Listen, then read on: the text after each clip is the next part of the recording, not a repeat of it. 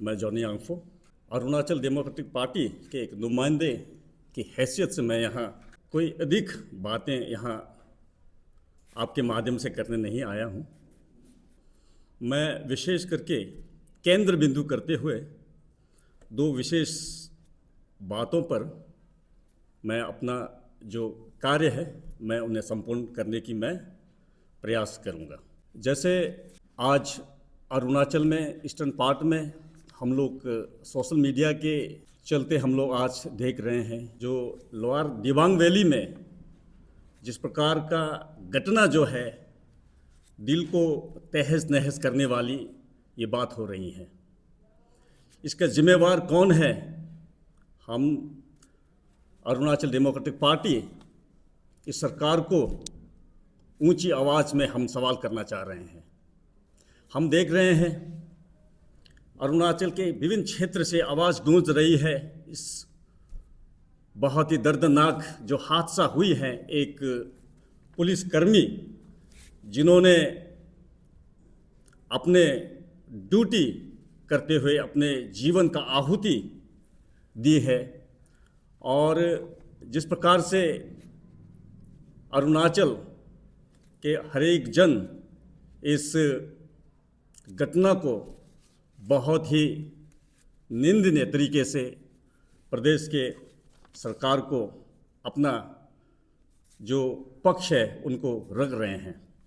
तो इसे आगे और बढ़ने से पहले मैं अरुणाचल डेमोक्रेटिक पार्टी के तरफ से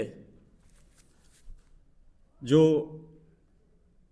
परलोक सदर गए हैं पुलिसकर्मी जिन्होंने ड्यूटी लाइन पे अपने आहुति दिया है, उनके आत्मा को अरुणाचल डेमोक्रेटिक पार्टी की तरफ से हम उनको अपना संवेदना हम अर्पित करते हैं और हम प्रार्थना करते हैं कि उनके परिवार लोगों में वो शक्तियाँ परमेश्वर प्रदान करें, सहन शक्ति, और इस बहुत ही बुरी हालात में वो उभरने के लिए उन्हें ईश्वर जो है शक्ति प्रदान जरूर करेगी। इसके साथ हमने कल एक सोशल मीडिया में हमने देखा, हमारा एक कुछ काबिल पत्रकार साथीगण वन पर्यावरण मंत्री महोदय को कुछ सवाल दागे थे, उनका जवाब हमको निराश किया है। ये समस्त अरुणाचल को उनके जवाब ने निराश किया है। अरुणाचल डेमोक्रेटिक पार्टी को ये लग रही हैं क्योंकि वे अपने जो जिम्मेवारी है उनका पाले को आप इनकार करते हुए हम देख रहे हैं। जिस प्रकार का उन्होंने शब्दों का प्रयोग किया है ये बहुत ही दुर्भाग्यपूर्ण है, और इस उनका जो बातें रखने की जो तरीके हैं वे अपने आप को शर्मसार कर रही हैं। और जिस प्रकार से हमारा पत्रकार साथीगणों ने उनको पूछा कि जो हालात हुई है इसके बारे में उनसे जानने की प्रयास करी, उन्होंने कहा कि ये सब कुछ आम बात सी लगती है क्योंकि हम जब रास्ते में जाते हैं तो हम कभी हाथी देखते हैं, कभी हम शेर दिख जाते हैं। उनको ये पता नहीं है हाथी और शेर जब जंगल से बाहर शहर की तरफ आते हैं तो मानव जाति का कितना नुकसानदेह हो सकता है, उनको ये इल्म नहीं होता है। ये बहुत दुर्भाग्य है उनका ये स्टेटमेंट, और अपने इस चेयर की जो गरिमा है उस गरिमा को इस शब्दों के साथ इस प्रकार से वे नस्ते नाबूद नहीं कर सकते हैं। तो हम लोग उनका इस शब्दों का हम लोग भरपूर खंडन करते हैं, हम बहिष्कार करते हैं, और हम आग्रह करते हैं कि इस दुख के घड़ी में उन परिवार के प्रति भी इस प्रकार का आप सहानुभूति के साथ इस प्रकार का आप शब्दों का आर पार लगाते हुए ये शोभा नहीं दे रहा है। तो इसके लिए अरुणाचल डेमोक्रेटिक पार्टी निरंतर उसके वीडियो क्लिप्स जो ऑडियो जो सोशल मीडिया में चल रही है महोदय का, तो उन्होंने एक हमारा पत्रकार साथीगण दूसरा सवाल उनसे पूछता है कि अभी सुनने में आ रहा है अरुणाचल में विभिन्न क्षेत्र में अवैध तरीके से पेड़ों का कटाई हो रहा है करके पूछता है। जब उनका जवाब ये कहते हैं कि लोग बोलते रहते हैं, ये बहुत ही दुर्भाग्य है। इस प्रकार का दरकिनार करना, अपने जिम्मेवारी को से भागना, ये इस सरकार का मंत्री ही कह सकता है। और पार्टी का जो छवि है उनको वो इस प्रकार से वे धूमिल और नस्तनाबूद कर रहे हैं। ये अरुणाचल डेमोक्रेटिक पार्टी इनको इस प्रकार से समझ और देख रही हैं।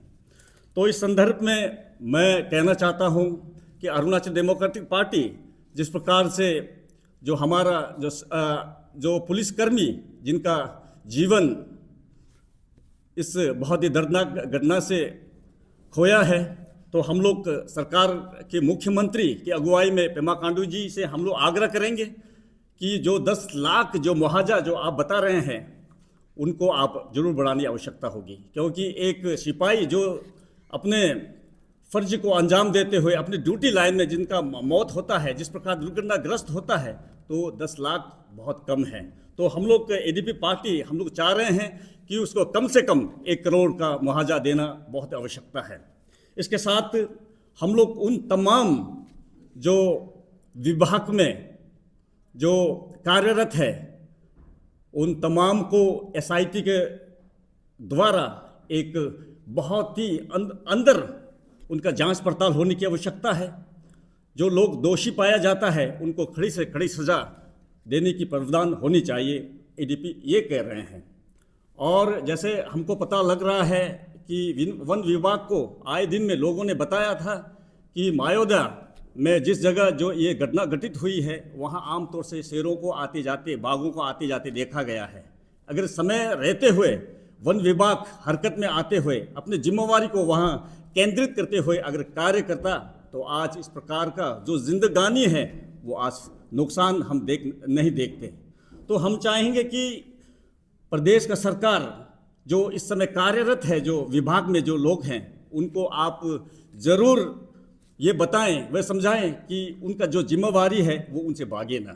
तो हम लोग जिस प्रकार से जान रहे हैं हमारा प्रदेश में वन विभाग में संरक्षण के लिए कई प्रकार की राशियों का पानी की तरह बहाया जा रहा है, लेकिन अगर वो राशि, वो संरक्षण भी अगर मानव जाति को अगर बचा नहीं पाता है तो ये बहुत दुर्भाग्य है। तो इसका जिम्मेवारी जो है भाजपा सरकार, जो पेमा खांडू साहब जो है, उनको जरूर लेनी चाहिए।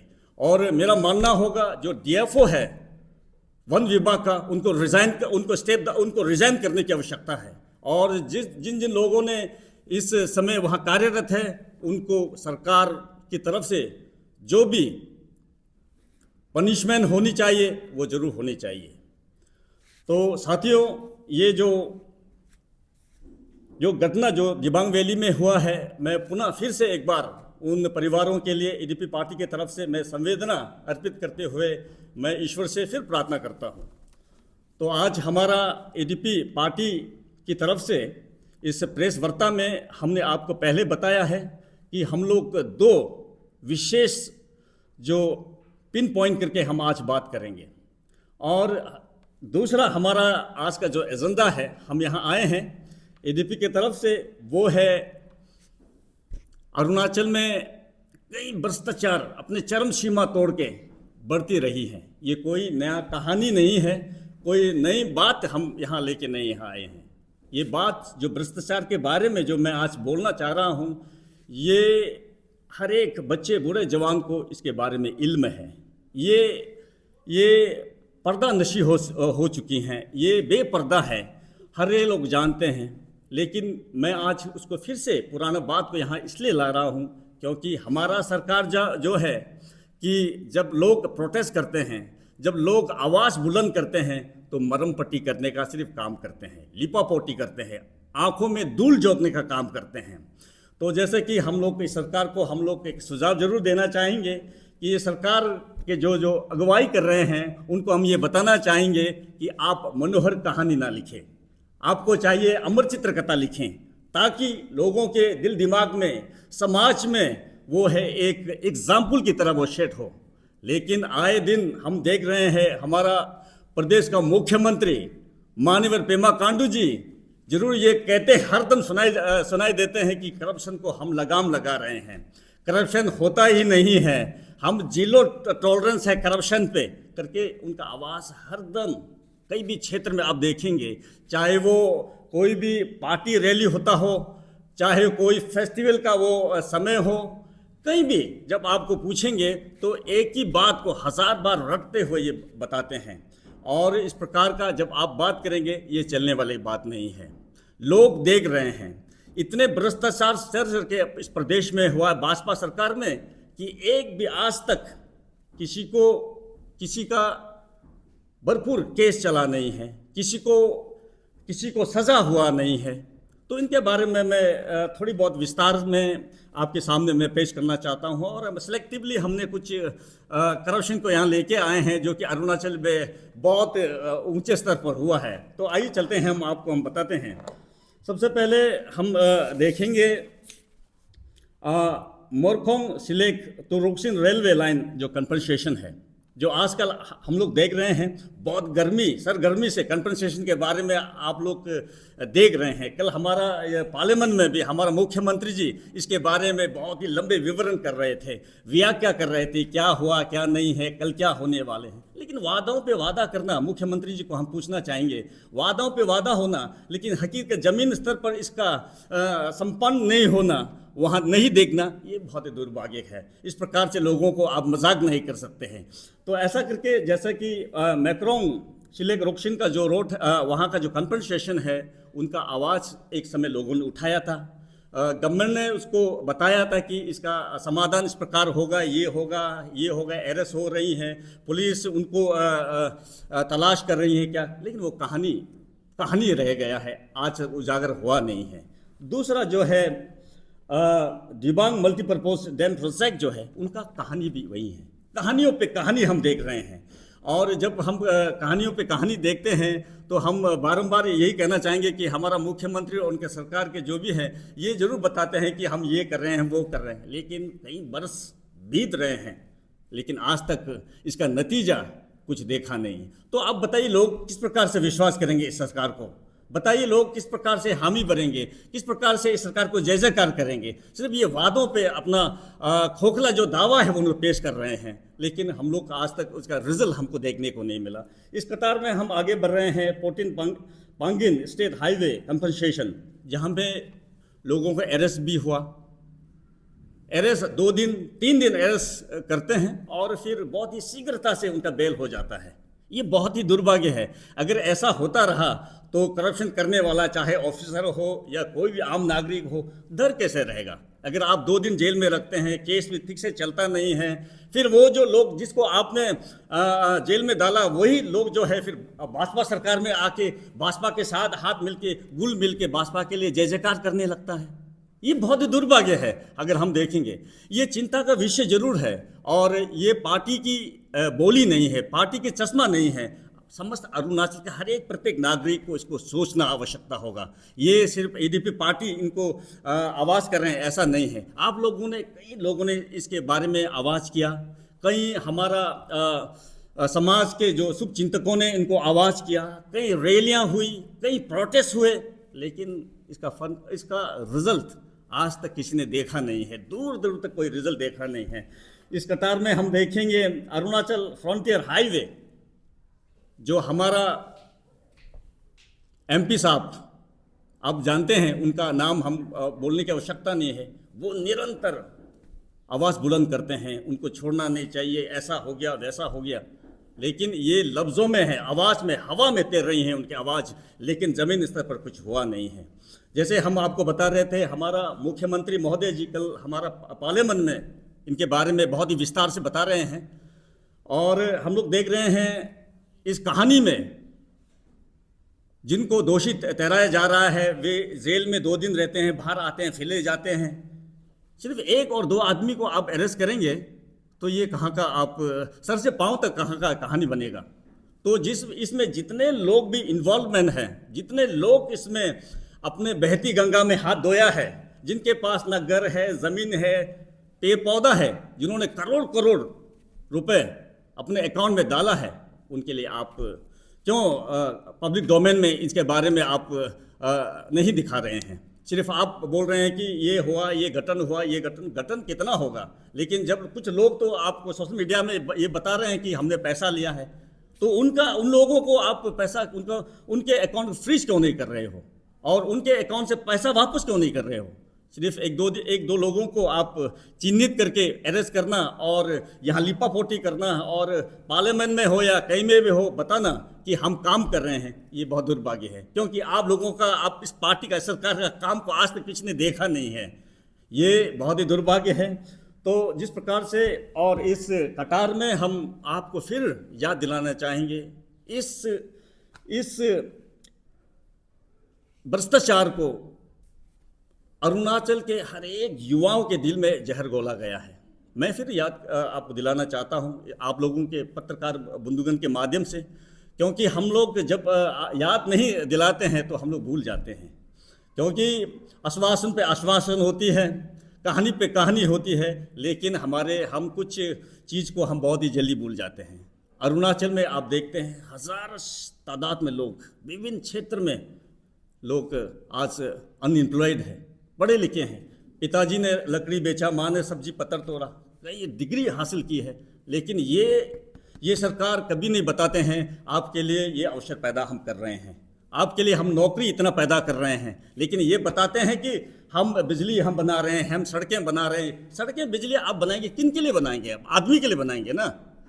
तो आदमी के लिए, आदमी के पास वो जॉब नहीं है, कोई अपॉर्चुनिटी नहीं है, कमाऊ का कोई रास्ता नहीं है, टमाटर बेचने का कोई रास्ता नहीं है, तो आप बिजली, पानी और इंटरनेट बना के रोड का आप लोग हर समय गाना गा रहे हैं, उनका फ़ायदा क्या है? तो हम लोग आग्रह करेंगे कि सरकार जो है सबसे ज़्यादा, अगर आप जैसे कि आप फेस्टिवल में जाते हैं, पूरा कैबिनेट वहाँ जाते हैं, इतना दिलचस्प है आपको फेस्टिवल में। हम लोग आए दिन देख रहे हैं जो फ्लाईओवर बन रहे हैं, कितने साल से बन रहे हैं, उसमें पूरा जो कैबिनेट इंटरेस्ट करके वहाँ जाइए, नाहरलगुन विजिट कीजिए ना, तो ये तो एक सप्ताह में बन जाएगा। लेकिन ऐसा नहीं है। आपको फेस्टिवल में आपको बहुत ही दिलचस्प है, आपको धूमधाम, जहाँ मज़ा है वहाँ धूमधाम है। ये सरकार बहुत ही लोगों को भटकाने का सिर्फ काम कर रही है। जैसे कि हम आपको APPCS का जो पेपर लीकेज है, ये बहुत बड़ा कहानी हुआ है। ये हम लोग आम आदमी, जिनको ग्रामीण क्षेत्र में जो रहने वाले, उनका मालूम नहीं होगा, लेकिन आज जो युवा पीढ़ी जो पढ़ लिख के आज इंतज़ार कर रहे हैं मौके का, उनके दिल में कितने जहर का प्याला पीना पड़ रहा होता है, उनको समझने की आवश्यकता है सरकार को। और हमारा पेमा खांडू साहब जरूर ये कहते रहते हैं कि हम लोग अवसर प्रदान कर रहे हैं, ये कर रहे हैं, वो कर रहे हैं, लेकिन खोखले हैं उनके दावे। मैं बहुत ही जिम्मेवारी के साथ अरुणाचल डेमोक्रेटिक पार्टी के प्रवक्ता होने के नाते मैं अपने आवाज़ में यहाँ बुलंद करने की मैं प्रयास कर रहा हूँ। और जैसे कहते हैं, करप्शन जब बहुत तादाद में अरुणाचल में लोग बता रहे हैं, तो हमारा मुख्यमंत्री कल उन्होंने पार्लियामेंट में उन्होंने कहा है कि बहुत ही कमती तादाद में अरेस्ट हुए थे कुछ साल पहले, लेकिन अभी बहुत ज़्यादा तादाद में, जैसे कि उन्होंने बताया है 2005 से लेकर 2015 में 142 अरेस्ट किया गया है।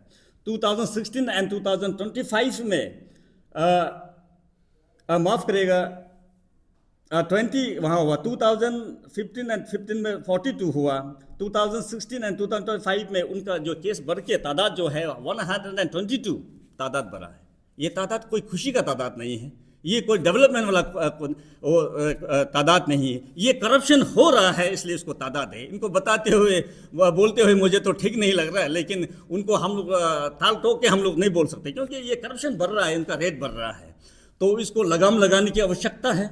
तो हम लोग चाहेंगे कि जो हमारा जो भाजपा सरकार जो है अभी बहुत साल से यहाँ राज कर रहे हैं, उनका जो मंशा है उनको ठीक करने की आवश्यकता है, और जो हमारा जनता जनार्दन के विश्वास को जीतने की आवश्यकता है। लेकिन खाली खोखले दावे आप जब ठोकते रहेंगे, बोलते रहेंगे, जमीन स्तर पर उनका कोई कहानी नहीं होता, कोई निशान नहीं होता, तो ये बहुत ही दुर्भाग्य है, हम लोग को ये लग रहा है। तो अंत चलते चलते मैं यही कहना चाहता हूँ कि हमारा जो कल जो दुर्घटना जो ग्रस्त हुई थी हमारा दिबांग वैली में, उनका जो मुआवजा है उनको 1 करोड़ करने की हम गुहार लगा रहे हैं हमारा प्रदेश सरकार से। और जितने भी भ्रष्टाचार को लगाम लगाने की जो पहल हो रही है सरकार की तरफ से, उनको ज़मीन हकीकत में बदले, ना कि उनको आवाज़ में बुलंद करते हुए लोगों को गुमराह करें। और ख़ास जो बात है कि जितने भी हमारा प्रदेश में जो युवा पीढ़ी है उनको आप अवसर दें, नौकरियां उत्पन्न करें। बहुत बहुत नमस्कार, बहुत बहुत धन्यवाद।